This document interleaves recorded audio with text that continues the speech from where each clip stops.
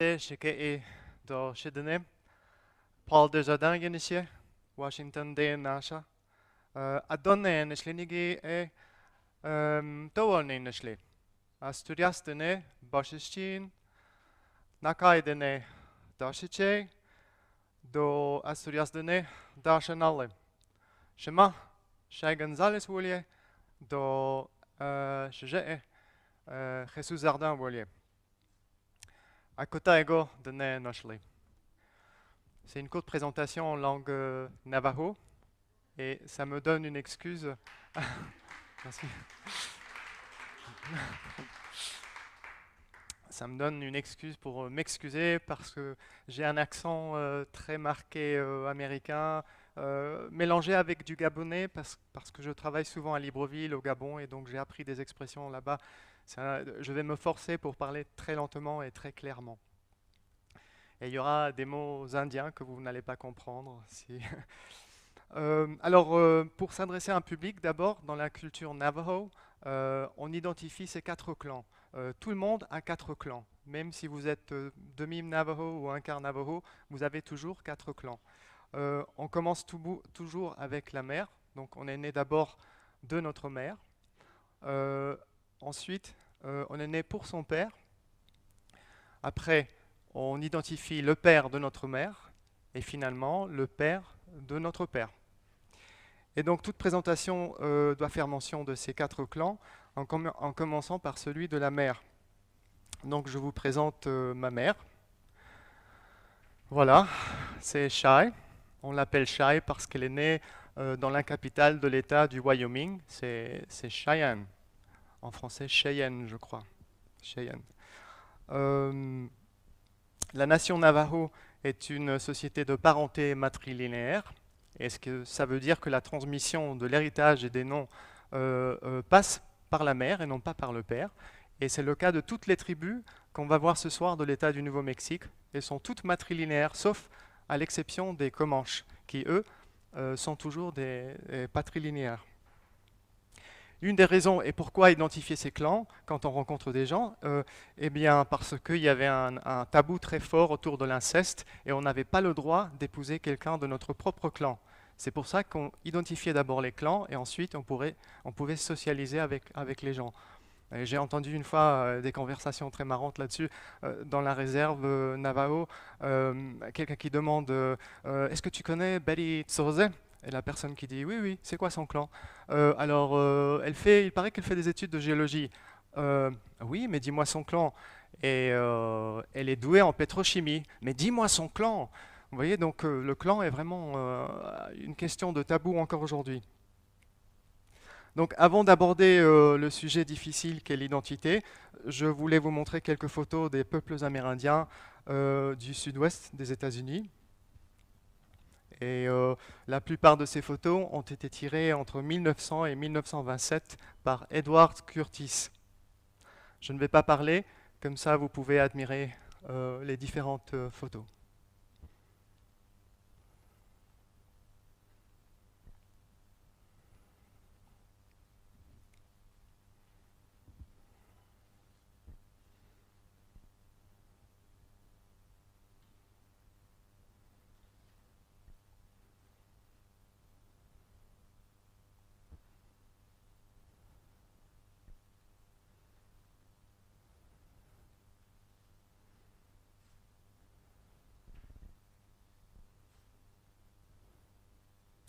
Non, je vais me permettre de parler là 2 secondes. C'est Quanah Parker, c'est le légendaire leader des Indiens Comanches.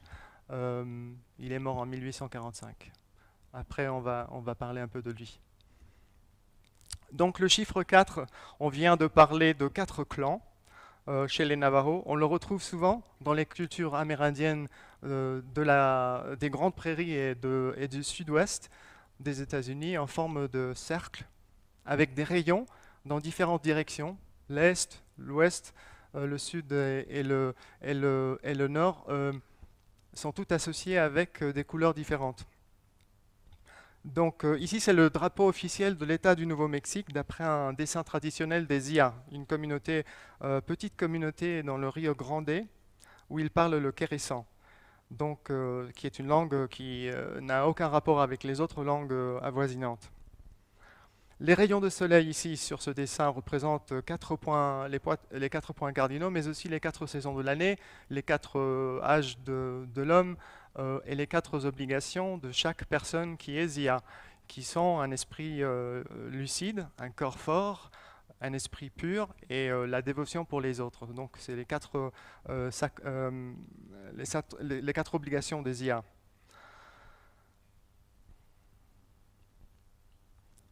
On ne voit pas très bien, excusez-moi, la résolution de la carte n'est pas très bonne, mais au moins vous aurez une idée de l'emplacement de chaque réserve dans l'état du Nouveau-Mexique. En haut à gauche, vous voyez la réserve Navajo, à droite, celle des Apaches.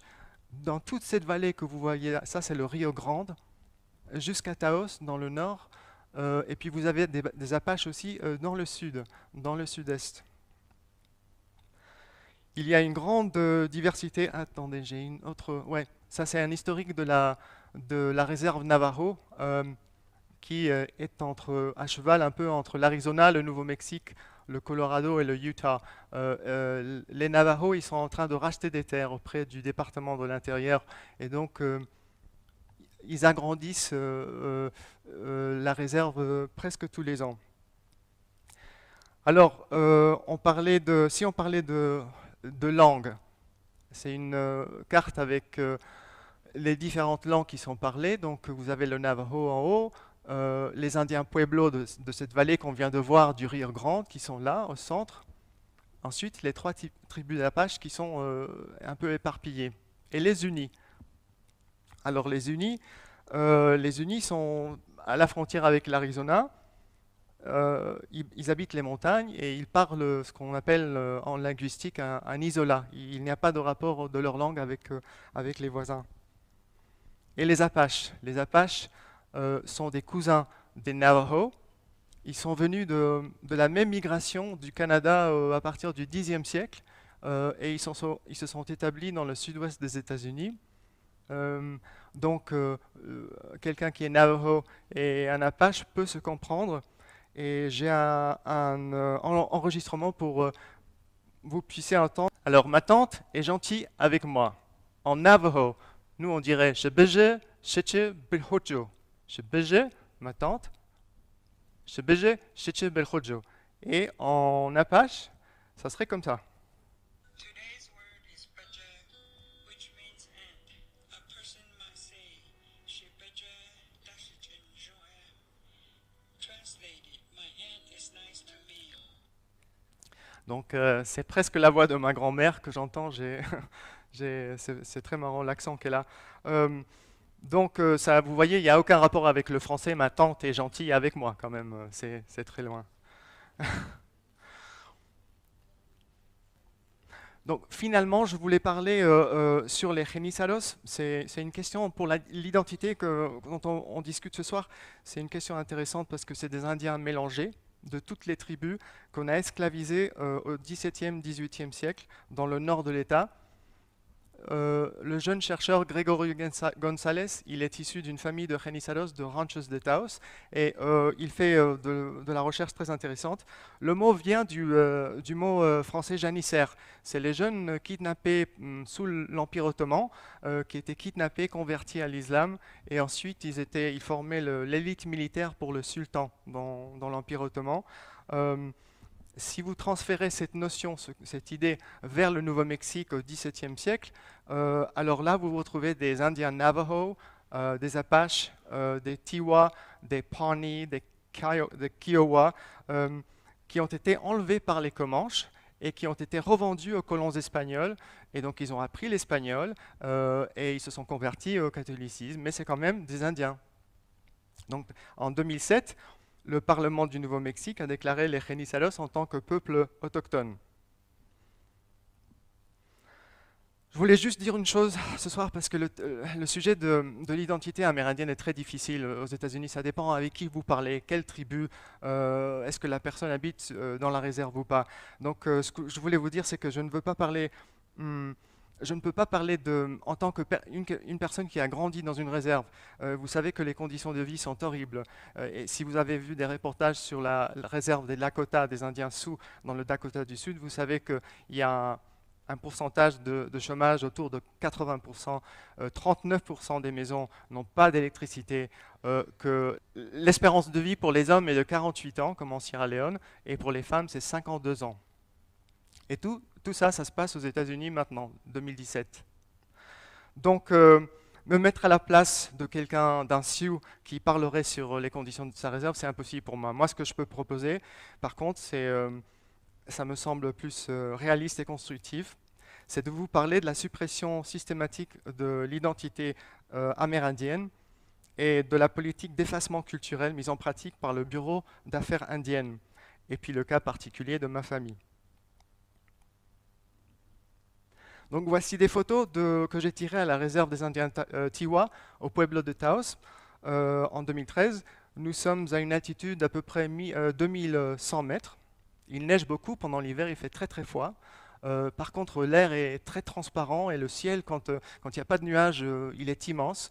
C'est pour ça qu'on l'appelle, avec le Montana, le Big Sky Country, le pays du grand ciel.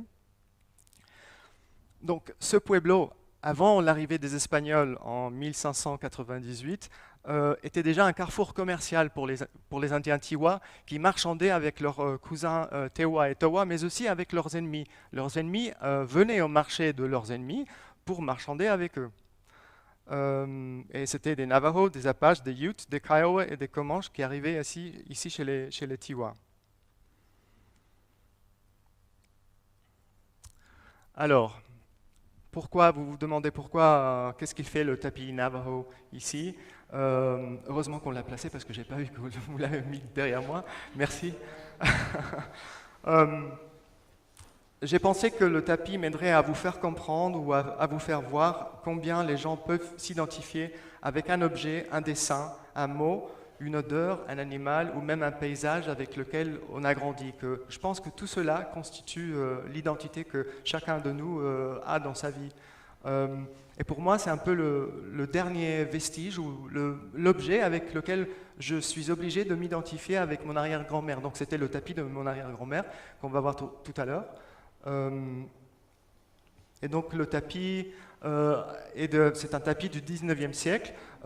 Les Indiens arrivaient dans les comptoirs chez les commerçants blancs pour vendre leurs tapis, et les commerçants blancs fournissaient les Indiens avec des motifs, des dessins qui étaient plus adaptés au goût de l'époque pour pouvoir vendre les tapis. Et donc là, vous avez l'exemple de Hubbell Trading Post, c'est fin 19e siècle et ils sont en train de marchander.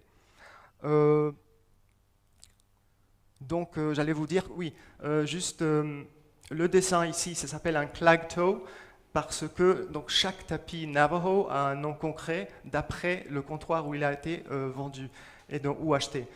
Et donc le dessin que vous voyez là, c'est le cranté, comme si c'était un coup de foudre, on appelle ça un eye dazzler, ça veut dire éblouir les yeux. Et les clag toe sont connus pour avoir le fond gris et le motif des diamants en noir et en rouge. Et pour moi, ce tapis raconte l'histoire d'une femme. Et c'est la femme qui est à gauche, avec le petit bébé. Elle s'appelait Teresita Rael. C'était une indienne détribalisée. Déjà, le qualificatif détribalisée, qu'est-ce que ça veut dire? Ça veut dire qu'elle ne vivait plus avec sa tribu. Elle avait abandonné la tribu quand elle était petite. Elle avait été adoptée par une famille de colons espagnols. Et donc, elle a grandi chez eux. Enfant, je l'imagine aller faire la pêche à la main. Ça, pour les enfants, c'était un grand truc d'aller dans la montagne et puis aller chercher des poissons avec la main. Ils attendaient jusqu'à ce que le poisson monte vers un lac et puis ils étaient allongés sur le bord de l'eau et ils pêchaient le poisson. Mais plus tard dans la vie, elle a dû quitter sa ville de Taos et selon ma tante, elle était devenue très silencieuse. Elle ne sortait presque plus de sa maison, elle avait des malaises au ventre, elle ne se sentait pas bien, elle avait quitté sa ville natale, sa culture, et donc elle habitait dans le Wyoming, plus au nord que Taos. Et donc cette même photo que vous voyez là, je suis rentré en 2013, c'est la même maison, sauf qu'il y a quelqu'un d'autre qui habite sa maison maintenant. Je ne sais pas exactement ce qui est arrivé avec la maison, mais cet Indien Tiwa habite maintenant dans la maison de Teresita. Alors, La politique autour de l'identité. On est là pour ça, pour parler de ça. Pendant plus de 5 siècles, les Amérindiens ont subi une politique de suppression de leur identité. Déjà, le mot indien est un qualificatif bizarre, maladroit, inapproprié, comme quoi Christophe Colomb était arrivé au sous-continent indien alors qu'il était très loin de là. C'est qu'il n'y avait pas de GPS à l'époque, donc on ne savait pas exactement où on était. Et dans le sud-ouest des États-Unis, on est passé de l'esclavage et de la conversion à la force sous le système de l'encomienda espagnole, c'est-à-dire les Espagnols, ils confiaient les Indiens à des familles de colons espagnols pour sauver leurs âmes et aussi pour les faire travailler gratuitement. Et donc on est passé de ce système-là au gouvernement fédéral américain qui, lui, a décidé on va préparer ces enfants indiens pour la société dominante, on va couper leurs cheveux, on va interdire l'usage de leur langue autochtone et on va leur donner des prénoms européens. À l'époque, il y avait un dictat qui est vraiment horrible quand on l'entend aujourd'hui, mais c'était en anglais « Kill the Indian, save the man ». Ça veut dire « tuer l'Indien et sauver l'homme ou sauver la personne ». C'était une chose qu'on disait à l'époque. Mais il faut qu'on me remonter à l'année 1887. Donc 1887, pourquoi est-ce que c'est important et pourquoi est-ce que ça change la donne? C'est parce que la Dawes Act a été proclamée. La Dawes Act, c'est D-A-W-E-S. C'est une date très importante, surtout pour cette question identitaire. Cet acte a autorisé le président des États-Unis à diviser les réserves indiennes dans des lotissements pour chaque membre de la tribu. On penserait que c'est bien, chaque membre de la tribu a un lotissement dans la réserve. Mais ceux qui acceptaient auraient le droit à la citoyenneté américaine. Les autres qui habitaient la réserve n'étaient pas des citoyens américains. Jusqu'à 1924, les Indiens américains n'ont pas été des citoyens américains. Leur terre ne serait plus communale, c'est-à-dire de la tribu, mais ça serait de la propriété privée et donc un produit vendable. Vendable à qui? Eh bien, les ranchers, les éleveurs blancs qui voulaient avoir des terres pour leurs animaux. L'objectif de cet acte était bel et bien de transférer les terres communales des réserves, ces terres qu'on avait promis tant que l'herbe pousse et l'eau coule. Dans tous les traités, vous allez entendre ça. Le gouvernement s'autorisait donc à vendre le surplus de ces lotissements dans le marché libre. Avec cet acte, ils ont introduit aussi un système pervers de classification raciale basé sur le concept de la quantité de sang indien dans chaque individu. Cette quantité de sang indien, sous la forme d'un certificat de proportion de sang indien, s'appelle en anglais CDIB, il fallait la porter comme un permis de conduire dans ta poche. Pour prouver que tu avais des bénéfices, tu pouvais aller à la réserve, tu pouvais sortir, entrer. Et sous la forme du CDBI, c'était la preuve pour qu'un individu soit considéré en tant qu'Indien aux yeux du gouvernement. Avec la génération, la proportion de sang disparaîtrait et leurs terres pourraient être déclarées comme surplus et donc vendues. Avec cette invention, Washington cherchait à minimiser automatiquement le nombre d'Amérindiens jusqu'à leur élimination totale. Le certificat, là, cette CDIB, existe encore aujourd'hui en 2017. Je répète, le gouvernement fédéral américain utilise une classification raciale pour les Amérindiens qui cherchent leur élimination programmée comme s'il s'agissait de raccourcir la durée de vie d'une machine et puis augmenter le taux de remplacement. C'est-à-dire on a parqué les Indiens comme des animaux et ensuite on essaye de les éliminer avec une espèce de programme de technologie préprogrammée. Ça, c'était l'idée à la base de la Dawes Act. Ce discours, maintenant, a été internalisé auprès des tribus et l'année dernière, 2016, environ 10 000 personnes ont été radiées de l'appartenance à une tribu. Les cas les plus récents sont en Californie et c'est à cause de l'argent des casinos qui est partagé par la tribu. Alors pour la tribu, peut-être que vous le savez déjà, mais je vais vous le dire, le fait d'être un Indien a toujours été une question de parenté, de famille, de participation active dans les activités sociales de la tribu, et non pas d'un certificat de proportion de sang. D'ailleurs en Navajo, dans la langue Navajo, il n'y a pas de mot pour disenrollment, c'est-à-dire la radiation de quelqu'un de la tribu à cause d'un manque de sang indien. Un Navajo fera toujours mention de ses clans, comme j'ai fait au début de la présentation, mais c'est plutôt la langue parlée qui fera de cette personne un membre de la nation Navajo. Donc je vais finir maintenant avec des photos de ma famille pour que vous voyez un peu l'évolution le long du temps. Ici c'est Pita, c'est ma grand-mère, c'est la fille de Teresita Raël à qui appartenait le tapis. C'est une photo de Eva Santisteban. Elle avait 100 ans lorsque j'ai fait cette photo en 2013. Elle avait une mémoire incroyable. Et elle avait grandi avec ma grand-mère, donc c'était sa meilleure amie. Elles étaient toujours ensemble. Mon oncle Louis, c'est le deuxième qui est à gauche là, il était le cousin de ma mère. Avec la course à pied, il s'est payé des études de géologie à l'université du Wyoming. C'est la casquette que j'ai ce soir. C'était le seul Indien sur l'équipe de course à pied. Et il venait de gagner un championnat. Et je crois que j'ai hérité ses jambes parce qu'elles sont très très minces. Et finalement, la personne que vous connaissez déjà, c'est mon premier clan, c'est ma mère, Shai.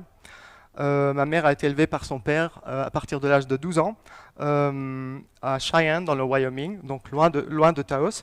Malgré son aspect physique, son contexte social lui a dérobé toute conscience amérindienne parce que son père n'était pas indien. Il avait un peu de sang indien, mais il n'était pas complet comme sa mère. Être amérindien au Wyoming à l'époque était stigmatisé par la pauvreté, le manque d'éducation et le mépris. Ma mère a donc préféré de partir et d'aller faire des études à Chicago, où elle est devenue institutrice. Elle m'a demandé de vous transmettre un message ce soir, parce qu'elle savait que je venais ici. Et donc, et puisqu'elle a un rapport identitaire un peu compliqué, elle m'a dit, écoute, il faut que tu dises ceci.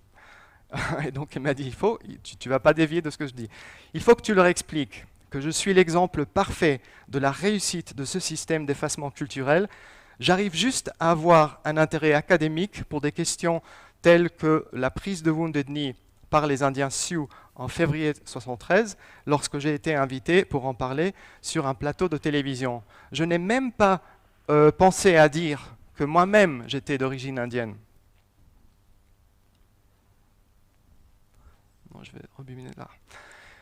Je crois que c'est la raison pour laquelle je sortais de l'école avec une pile de livres comme ça quand j'avais 13 ans sur les Indiens américains. Je ne voulais pas perdre l'héritage que ma mère avait perdu. On me demandait qu'est-ce que tu vas faire avec tous ces bouquins et je disais je ne sais pas, mais il y a tellement de choses à apprendre. C'est pourquoi aussi je comprends les peuples autochtones d'Afrique centrale quand je travaille au Gabon, à Makoko par exemple, une ville à l'intérieur du Gabon, avec un problème social avec les pygmées Baka. C'est pourquoi je suis convaincu aussi que l'apprentissage des langues amérindiennes est devenu un outil presque politique, ce qui est une idée un peu incroyable, mais c'est presque un outil politique aujourd'hui aux États-Unis. Parce que la transmission culturelle sert l'objectif, la non-transmission culturelle sert l'objectif fédéral d'en finir une fois pour toutes avec la question non résolue des Indiens américains aux États-Unis. Voilà, j'ai pris un avion hier pour arriver à Paris, j'ai pris le train, Xavier m'a cherché à Nancy, et je crois que c'est peut-être ça l'identité, c'est une espèce de pulsion psychique, une force qui vous fait bouger, comme une onde d'excitation qui nous pousse à marcher le long des saisons, et peut-être qui nous aide à comprendre pourquoi nous sommes là. Ah, merci.